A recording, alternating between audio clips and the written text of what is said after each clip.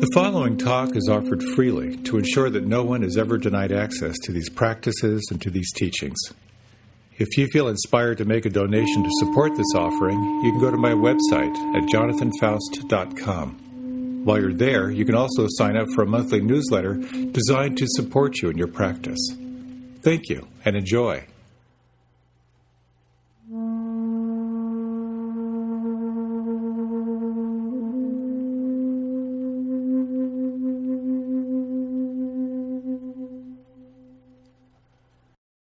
Feeling old.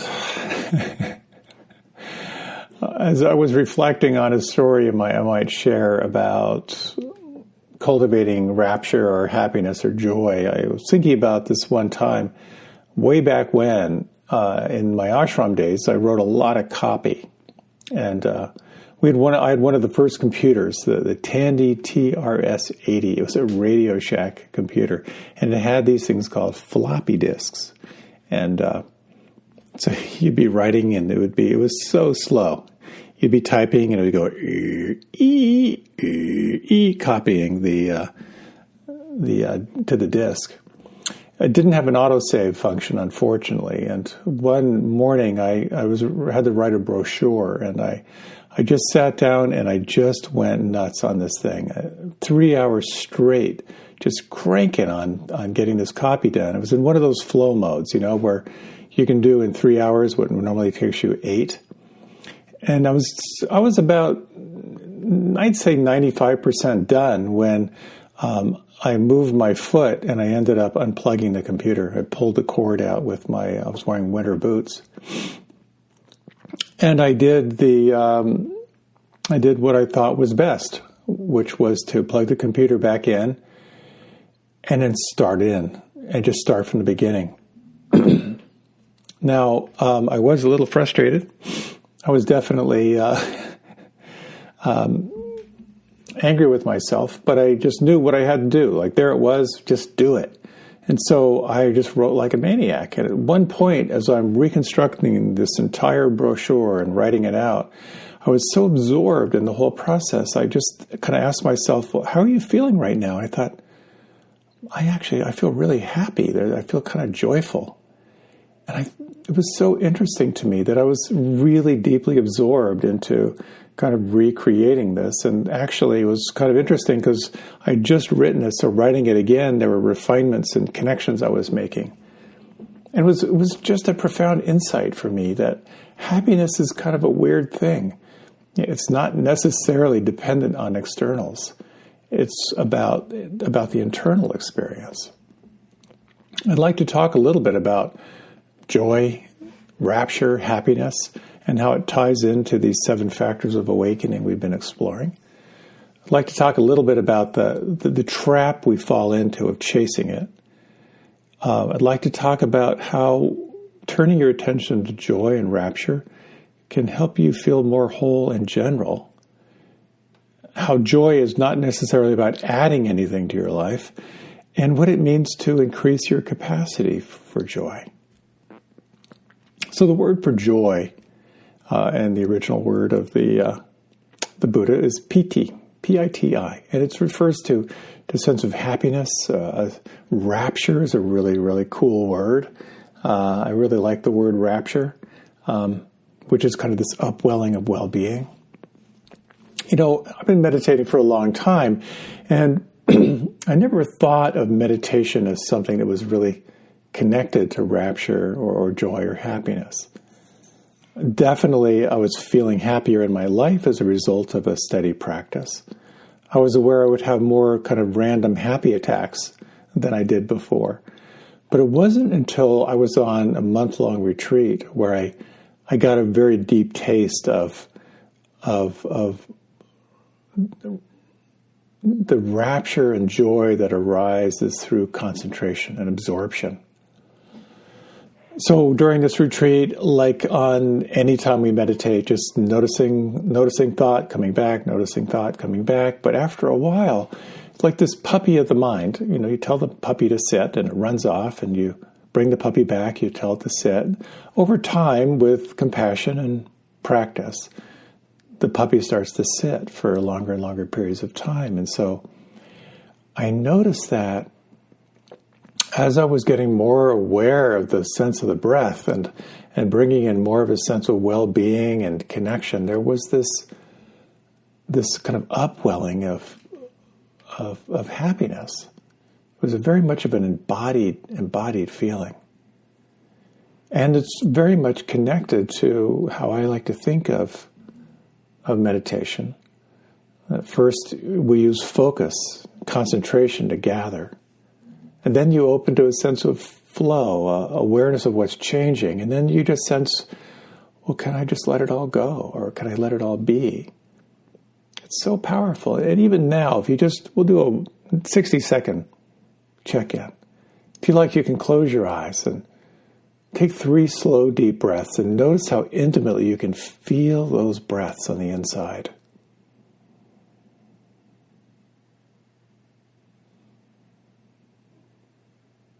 Can you sense the movement of the breath? And is it possible to actually widen your awareness to the perception of everything that's changing? Things are changing inside you, but also they're changing all around you. And can you let go? Can you be intimately aware of the breath, but also the space of change?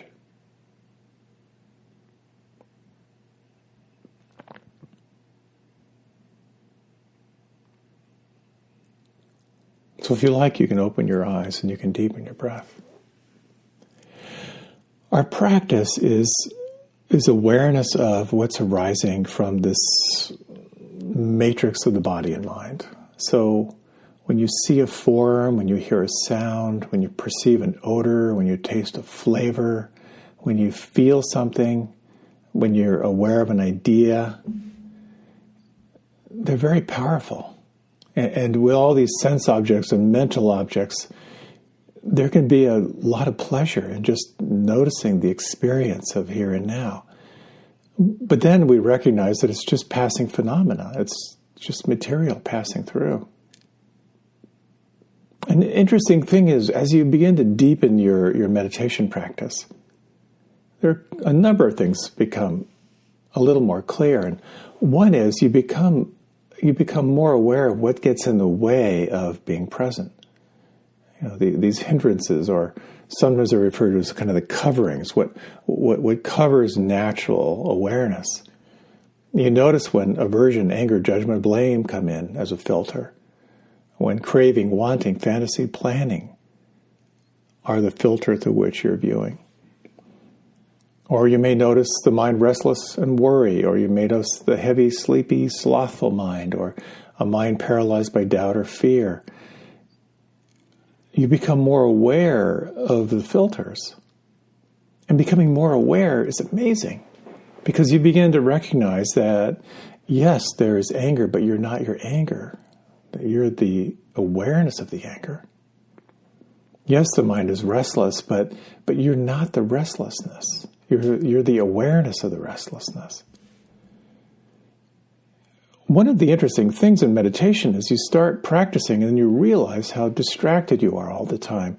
And we forget that that's huge. Just noticing you're distracted it's kind of an invitation for some mild to moderate celebration. Which is why I always find it helpful when I notice my mind lost in thought for the 15th time in the first minute of a meditation. Wow, I can celebrate that. I just woke up out of this trance of thinking. So recognizing that you're distracted is huge. And then you may notice that there are times when you may experience a real sense of joy in your body. There's this practice of opening and relaxation and softening again and again. It can feel so refreshing. Have you ever had those moments where you're just tied up in a knot, some cognitive process, and then you realize, oh, let me come back to the body, and there's this satisfying feeling of like coming home again. And that's where this experience of rapture and meditation, or joy and meditation, gets so powerful. There's like this sense of like, I'm here, and this feels so good. There's nowhere to go but here. happens at random. We can create a space for it to occur. Sometimes it's referred to as rapture of the body. But then there's this other quality of joy, which is rapture not of the body, and it's more of a mental quality. It's how you're aware. A certain kind of joy that arises when you feel contentment, when you're really here for the experience, no matter what it is. This quality of joy is really interesting because it's not connected to the sensations. Sometimes it's connected to the sensations, and they may be unpleasant, but there's a quality of allowing there. As I like to say in yoga, when you're going into a yoga posture, you're going to that place where it hurts good. It kind of hurts, but it's like, this is important, and I should pay attention to this. Like, it feels right to be with this sense of discomfort. So maybe joy isn't the right word, but there's a recognition that there's something here that's opening you to a greater sense of aliveness. There's a kind of a ripeness. Like, it feels right to be here. It doesn't feel right to close down or react. You keep opening to the stress. You keep opening to the suffering. And there's some kind of ineffable kind of joy or satisfaction that arises when you're on the edge of something difficult and on the edge of something challenging. So these two kinds of joy come into play in meditation, but in life all the time. The joy that arises as a felt sense of aliveness in the body, and the joy that is more of a mental state. But both of them require, you need to be here in the present moment. You need to be interested and kind of motivated to settle into it. And you learn to kind of trust this over time, like a curiosity, like, so what is this? What is this that's arising? It doesn't feel good, but it feels important. And when that happens, you can begin to get more absorbed into the details. And you choose to be with the difficulty. It's kind of saying yes to what arises. It's saying, even learning how to say yes to what's difficult, what's painful. And this is part of how opening to what arises can cultivate a sense of more joy and wholesome qualities in your life. Back in my spiritual community days, I was remembering that I would take on certain disciplines. And in yoga philosophy, there are the yamas and niyamas, which are observances and restraints that are very, very powerful for opening you into greater awareness. And one of them is called santosh, or contentment. And I chose this as my practice. I'm going to practice contentment. Of course, this immediately highlighted my negativity bias. How I was constantly on guard for what might threaten my well-being, and all my complaints and pettiness were suddenly kind of on display because I was more aware of them. And I started to sort of practice the sense of thank you, just gratitude. Thank you for this.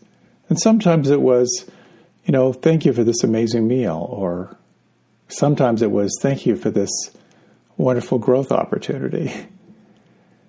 And I got to practice this recently. Sometimes, living in a house, things just fall apart, and everything started falling apart at the same time.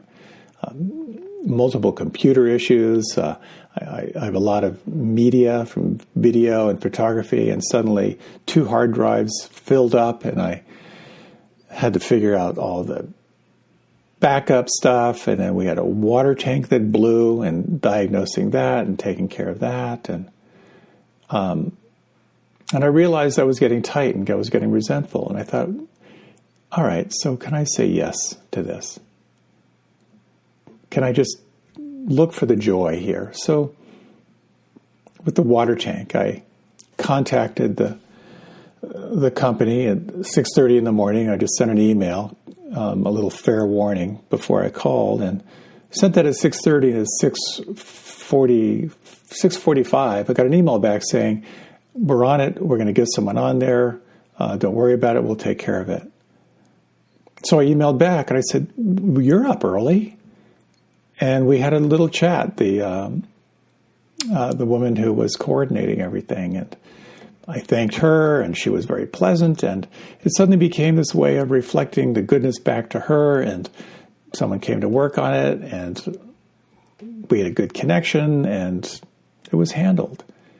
And I realized that just saying yes to the difficulty turned something from a tight knot into like, hey, these are really good people doing a really good job. I'm so grateful for their time. I'm so grateful they can handle it. So the yes meditation, if you've ever sat with Tara, chances are you've practiced this, but I find it a really, really helpful reminder. So this is about a 2-minute little reflection here, maybe even less. If you like, you can close your eyes. And if you would, just think of something challenging in your life right now. It could be a minor annoyance. It could be one of the bigger ones. And take a moment just to bring it alive. That is to say, could you create a visual representation of this issue? Either as a picture or a movie clip. Are there any words or tone of voice or sounds you associate with it? And what does it feel like on the inside when you think about this challenge, this difficulty? How does your nervous system hold this source of stress?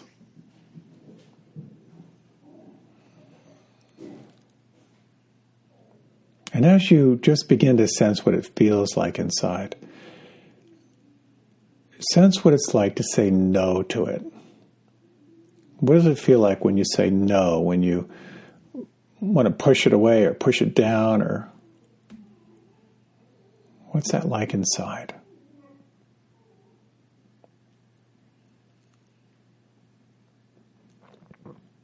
And you might intensify that no.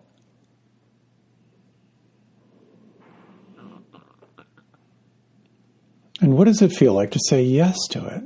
If you were to say yes, more of an allowing, and just track what that feels like for the next few breaths.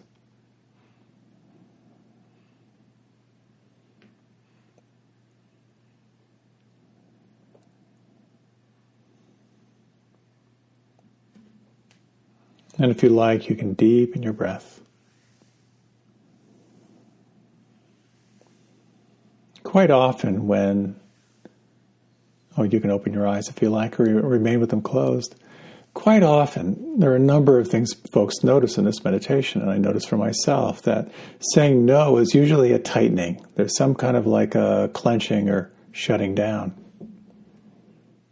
And sometimes saying yes is more of like a softening, more of an allowing.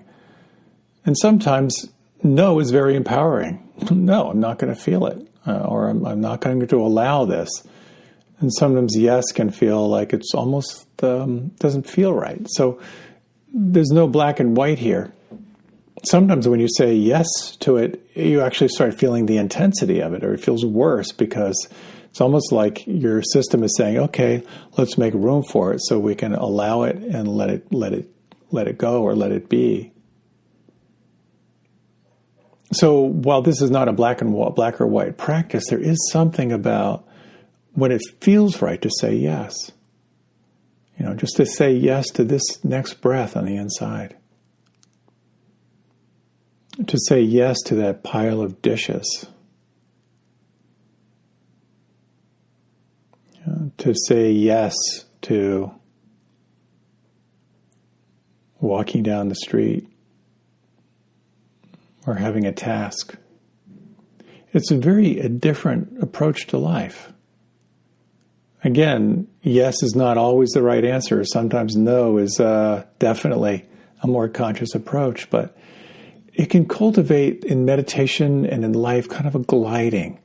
Sort of like getting into a groove. Just to say yes to what is here, to choose to be with it. This is very easy for me to talk about, but it's not so easy when the going gets rough.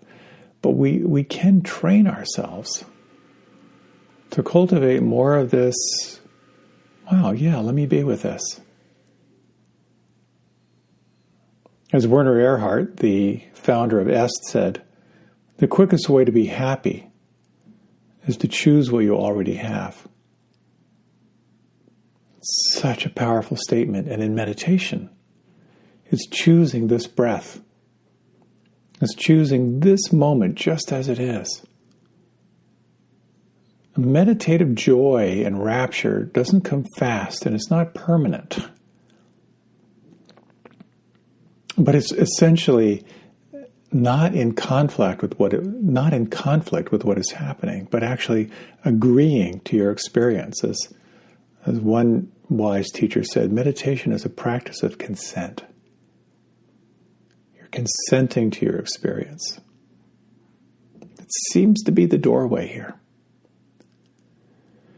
So there's something here about consenting to your experience, but there's also something about releasing into your experience. There was a long period of my life where I just was fantasizing about what it would be like to be a professional boogie boarder. I just love boogie boarding. I think at 6'5", I'm not cut out for surfing, but boogie boarding I can handle. And there's something about that experience when I just turn into a 6-year-old. You know what it's like? I get absolutely exhausted, but I get an amazing ride and I just want to run out there again. When you're on the wave and you feel that wave rising and you're just perfectly positioned on the wave, and then you surrender. You just surrender to the wave, and here's this energy taking you on this amazing ride. It's just so blissful. So much joy in surrendering, which really brings up a very interesting thing. Is it possible that joy and happiness and rapture are not about adding things to your life, but they're more about letting go? It's actually when we let go of things is when we can quite often feel a sense of deep, deep and abiding happiness. Of course, the Buddha talked about this at length, that we're all looking for happiness in exactly the wrong way. We're looking for happiness by trying to fulfill our senses, which is like building a skyscraper on sand. As far as I can tell, as I like to say, material things will not make you happy with the exception of some Apple products. And so the question becomes, how is letting go tied into cultivating a greater sense of joy? The other day I was really bugged that someone didn't get back to me. And it was just sticking around in my mind. And I noticed in my meditation that I was obsessing on this a little bit. And then I just saw the tension, and I asked myself, well, so what if this wasn't a problem? What if this wasn't an issue? Could I let it go? It reminded me of something a teacher, Les Levinson, talked about in his life. He went through a very transformational process. And he said there are 3 questions that can be very, very helpful when you notice yourself really hanging on to something. First, you need to acknowledge you're hanging on to it. But then you need to ask yourself first, could I let it go right now? The next question is, if I could let it go, well, would I? And then the next question is, well, when would I let it go? There's a brilliance to these questions. The first one is, well, could I let it go? It's a very powerful, because as soon as you ask the question, you have to sort of imagine that maybe you could. But sometimes we can't. Something's hanging on. Then the next question, well, if you could let it go, would you? Well, that's a little more of a spacious inquiry. And then when opens up a way of just sort of streaming attention toward the possibility of letting go. So again, a short little reflection. You can close your eyes and take 3 slow, deep breaths. And if you would, think about something minor. Let's say on a scale of 1 to 10, of 4, or maybe a 5, some complaint that you've got in your life. And if you can, feel it. Feel what it's like inside, and just to ask yourself, could you let this go?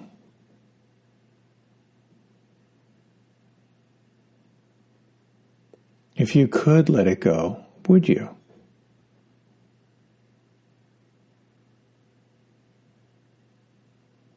And is there a sense of when you would let this go?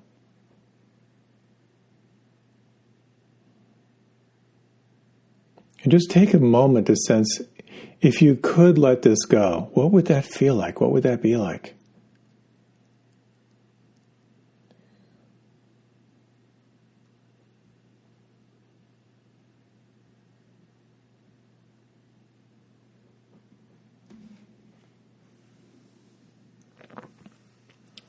If you like, you can deepen your breath, and you can open your eyes. Part of the remembrance here is that happiness or rapture, it doesn't come through grasping or holding on to things, but actually by giving them up.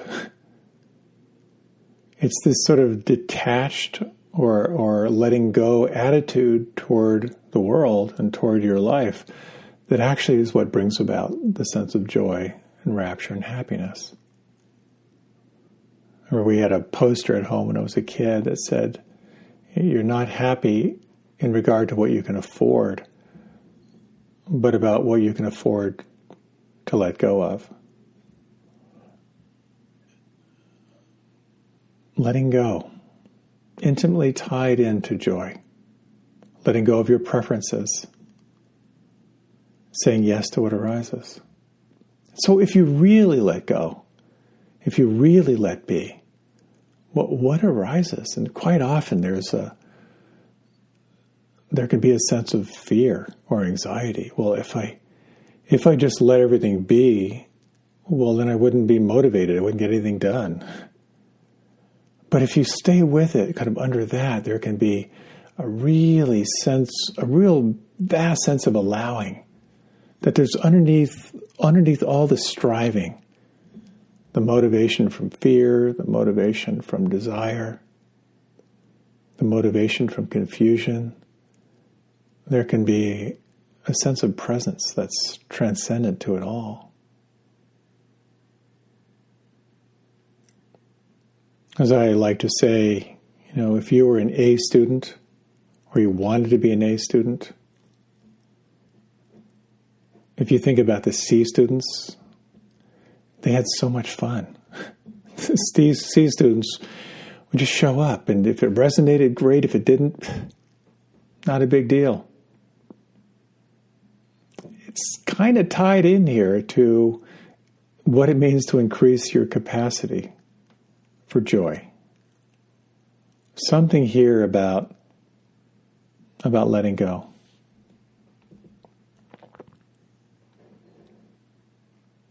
So it may feel a little paradoxical to be talking about rapture and joy in a time of so much stress in our culture right now. Our cultural upheaval, the deep, deep wounds in our culture are now coming to the surface. So much pain being expressed, so much polarization, so much fear around the pandemic, people losing jobs. Really, really so challenging. But when we live in a reactive pattern of fear, we have no capacity to respond with creativity and with joy. Not that it is all easy when you're traumatized by what's going on, but part of our work is to find a way to come back to mindfulness, to come back to non-judging awareness so that we can begin to respond to what is arising in our lives.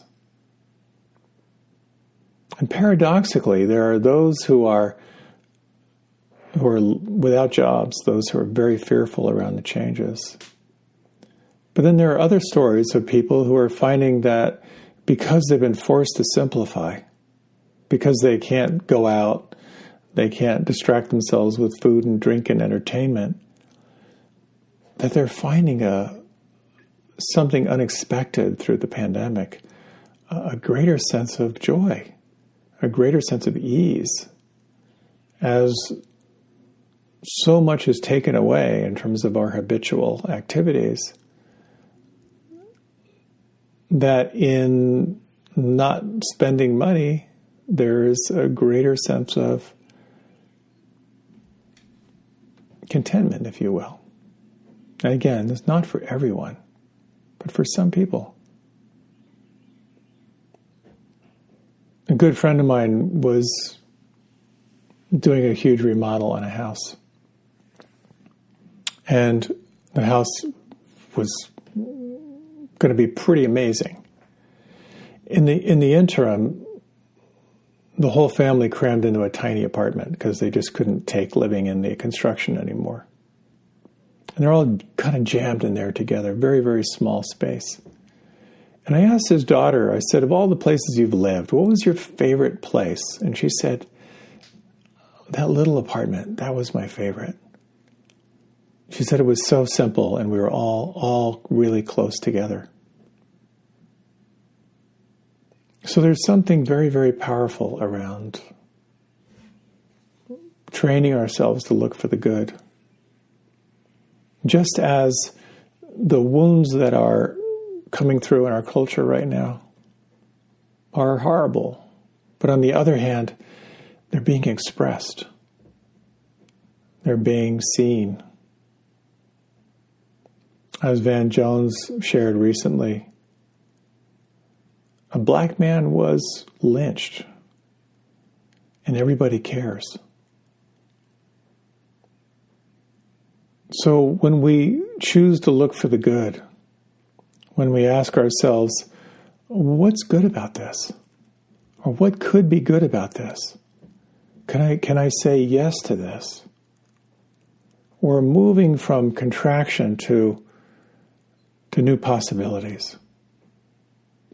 And if you've ever had a time in your life when you have felt really, really challenged, chances are those were the moments of the greatest growth in your life. As difficult as it was, moving through those challenges opened up a greater sense of wisdom, a greater sense of skill, and a greater sense of satisfaction. And that becomes an integral part of meditation. It's learning how to get comfortable with discomfort. Learning how to recognize that when you are visited by one of these hindrances, when you're caught in judgment, anger, blame, fantasy, planning, restlessness and worry, heaviness, sloth, torpor, paralyzed by doubt, that celebrating the recognition of that state is so powerful. And then if you have the firepower, if you have mindfulness, if you have concentration, if you have energy, all these factors of awakening, if you can turn and sense the aliveness that comes from riding the wave of that discomfort, that sense of joy, really, the joy that says, I can be with this. Something in me is telling me this is important. I want to learn what this is about. I want to have tea with these demons. That factor is huge. Again, this practice is described as swimming upstream. You're swimming against your own conditioning. You're swimming against the entire culture. The joy comes when we sense what our path is, what your path is. Here's a little quote. If you like, you can close your eyes. Unalloyed joy comes to a person who ponders thus. Others may harm, but I will become harmless. Others may slay living beings, but I will become a non-slayer. Others may live unchaste, but I will live pure. Others may utter falsehood. I, however, will speak in truth. Others may slander, talk harshly, indulge in gossip, but I will talk only words that promote concord, harmless words agreeable to the ear, full of love, heart-pleasing, courteous, worthy of being borne in mind, timely, fit, and to the point. Others may be covetous. I will not covet. Energetic, steeped in modesty of heart, unswerving as regards the truth and rectitude, peaceful, honest, contented, generous, and truthful in all things I will be. Thus conducive to full realization, to perfect wisdom. This is the fourth enlightenment factor of piti, or happiness.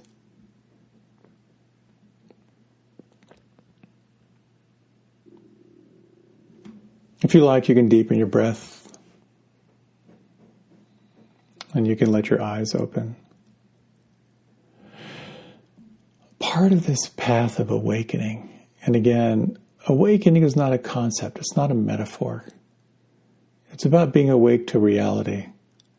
It's about waking your heart up in a way that it can hold everything and everything.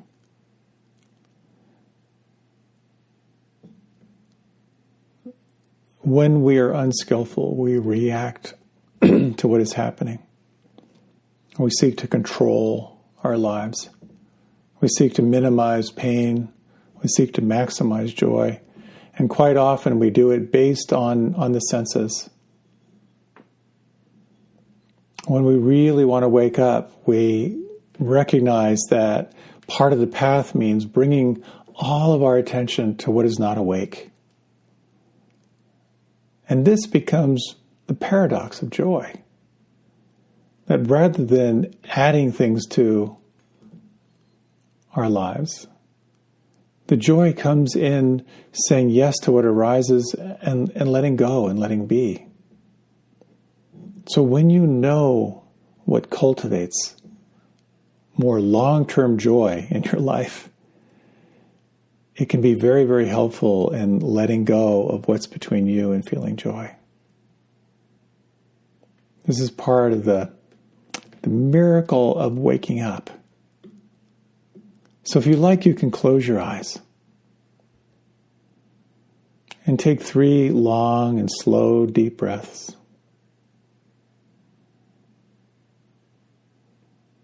Take a moment to just a sense on the inside. What could relax? What could soften? Is it possible to say yes to your experience right now, to whatever is here? And again, it may not feel safe to say yes, but if you have that feeling, what do you notice? What do you feel? Can you imagine allowing more room in your life for joy and rapture of the body? To allow yourself to feel more relaxed. To allow yourself the upwelling of presence. Moments where there's nothing to do, nowhere to go, but just simply to be.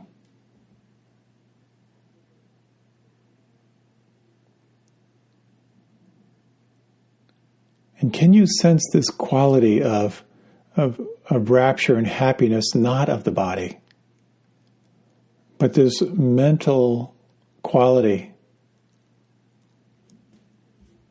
of saying yes to life?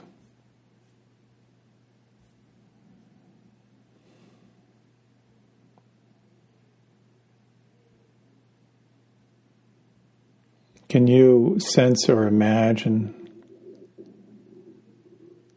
what it's like to simply, in this moment, say, I can be with this.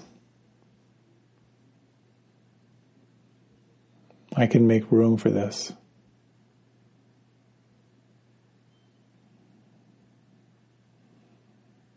Choosing what you already have.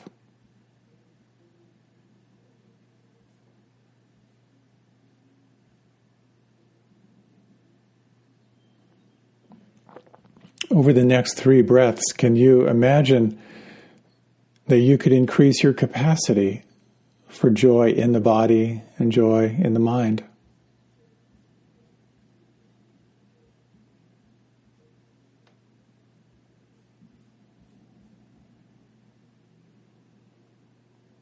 Can you imagine if just for a few moments your cup full and overflowing? And you might offer a little well-wishing to those first in your inner circle. May you feel joy. May you feel an upwelling of happiness.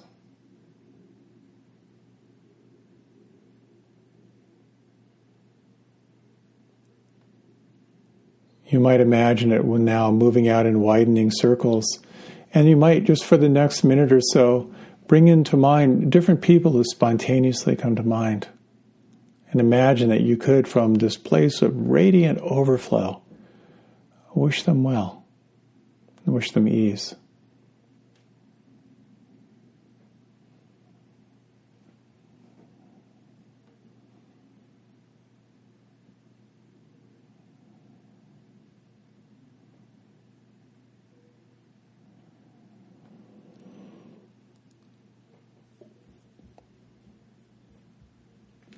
Can you imagine this now expanding out, the waves flowing out in all directions, to all beings?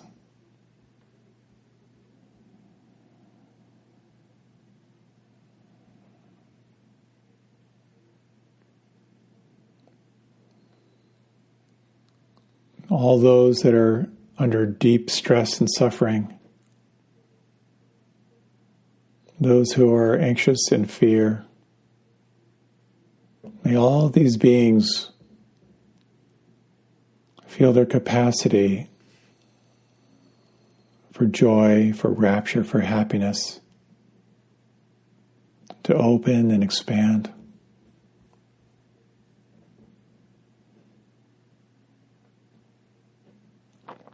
May all beings in all directions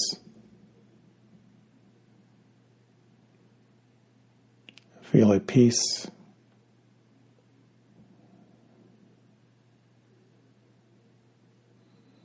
and feel joy and happiness and freedom.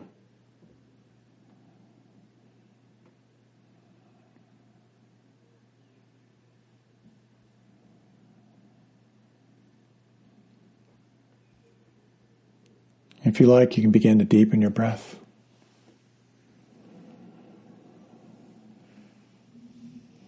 If you like, you can open your eyes. When you are undergoing challenge in your life, as we've been exploring in these talks, calling on your capacity to observe without judgment, establishing mindfulness.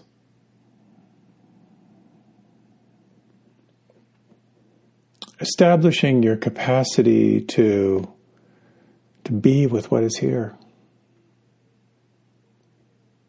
To bring a quality of presence to whatever challenge is arising. To ask yourself if it feels safe to say yes.